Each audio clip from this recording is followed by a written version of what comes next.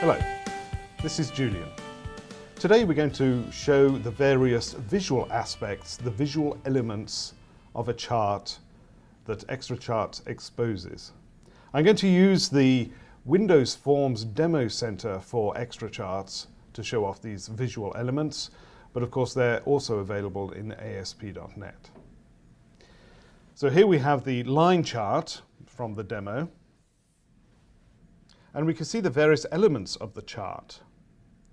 First of all, this white window, I'm showing it with the mouse here, is the chart area. It contains all the visual elements of the chart within it. The chart title is this string here. It says historic, current, and future population. That's the chart title.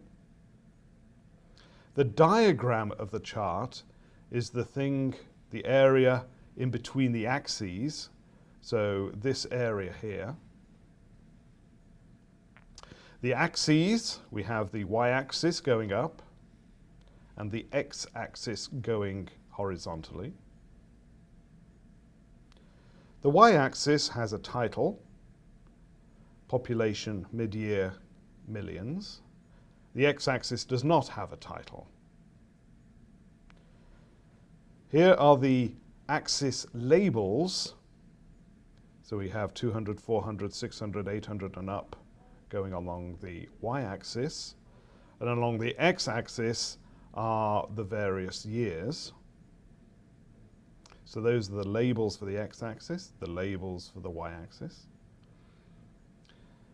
We have the tick marks along the axes. So along the y-axis, we have the major tick marks showing up with the labels and the minor tick marks in between. And the same for the x-axis.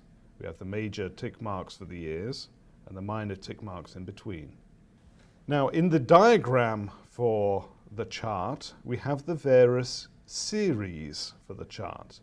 Here, the series are colored differently. We have a red series, green series, and a brown series. The series are the actual data points for the chart. Each series has a different set of data points. The series have markers on them for each of the data points. Here they're shown as circles. The data points also have their labels, the series labels. Here, here, here for the brown series, and here for the green series, and here for the red series. For each series, there is a legend, and that appears in this little box over here. You can position this box wherever you like.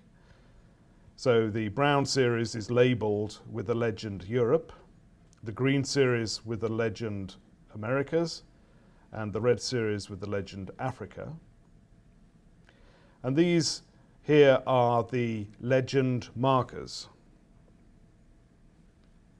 which correspond obviously with the series markers, or the data point markers on each series inside the diagram. Also in this particular chart, you can see the grid lines. So we have the horizontal grid lines here for the y-axis and the vertical grid lines here for the x-axis. And you probably can't see on this particular video, but there are very, very faint lines to correspond with the minor tick marks as well. Let's just switch to a different chart here to show something else. Here I'm showing the panes feature of XtraCharts. We have three different panes for these charts. We have the bottom pane here showing a bar chart, a bar diagram. We have the middle pane here showing an area chart, and the top pane here showing a line chart. Each pane can have its own title, as we have here. So humidity percentage, pressure in millibars, and temperature. Each have their own labels. So the y-axis here has different labels for each of the panes. And you obviously can see that the labels along the series are present in the line, but not present in the other two panes. We can also show a horizontal pane like this, where the y-axis stays the same, but the x-axis is different for each pane. For a pie chart, let's go over here to the series. Different series within a pie chart are actually displayed as separate pie charts themselves. And for each series in the pie chart, you can describe a series title. So here we have GSB in 2000 for this particular pie chart, GSB in 2002 for this one, and GSB in 2004 for this particular pie chart. This is a feature of the pie charts. Next, let's go over to a Gantt chart to show the last couple of visual elements in a chart. Here we have a constant line. This black line, very thin black line here, is called a constant line, and the constant line has a title. You can have constant lines going vertically, which are anchored to the x-axis, or constant lines going horizontally, anchored to the y-axis. So that's the constant line. You can have several constant lines per chart, as many as you need.